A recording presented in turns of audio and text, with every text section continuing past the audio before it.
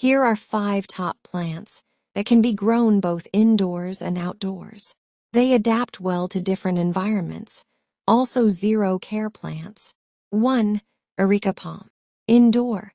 Works as a natural air purifier and adds a tropical vibe to living rooms or offices. Outdoor. Thrives in semi-shade or bright light. Perfect for verandas and gardens. 2. Snake plant. Indoor. Very popular for bedrooms and offices because it releases oxygen at night. Outdoor.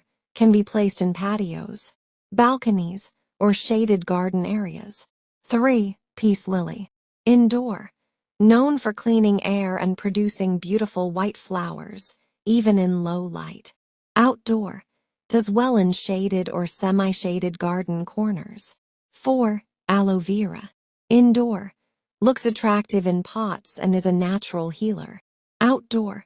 Thrives in sunny balconies, terraces, and garden beds. 5. Money plant. Indoor.